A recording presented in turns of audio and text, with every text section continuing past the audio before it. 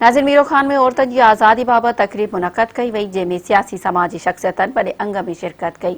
उन हवाले सां ॾिसूं था मुजाहिद हुसैन सूमरो जी ही रिपोर्ट। औरतन जे हवाले सां तमाम घणी आज़ादी आहे। हिकिड़ी पॉलिटिशियंस भी हिते तमाम घणी औरतियूं आहिनि, औरतुनि खे हक़ूक़ मिलिया आहिनि ऐं जेके इहे असांजी शरीयत जे मुताबिक़ जेके उन्हनि खे हक़ूक़ हासिल आहिनि। मुकम्मल आज़ादी आहे। इस्लाम में औरतुनि खे तमामु घणी आज़ादी आहे।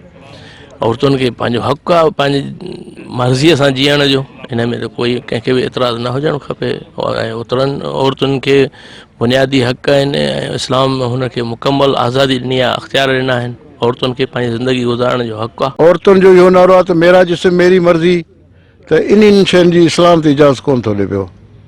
त अहिड़े प्रोग्राम में इस्लाम त औरत खे तमामु वधीक हक़ ॾिना आहिनि, तमामु घणा हक़ ॾिना आहिनि। उहो मिल्कियत जो हुजे, उहो शादी जो हुजे, उहो आज़ादु। हाणे उहो त आज़ादु जे लाइ त मां इहो चवंदुसि त औरत खे जेतिरी इस्लाम आज़ादी ॾिनी आहे पंहिंजी उन में एज़ ए मुस्लिम मां इहो एडवाइस कंदुसि त उहो पंहिंजे इस्लामी तरीक़ेकार सां जेतिरी उनखे आज़ादी। कैमरामैन माशूक दिनारी सां गॾु मुजाहिद सूमरो, मेरान टीवी न्यूज़।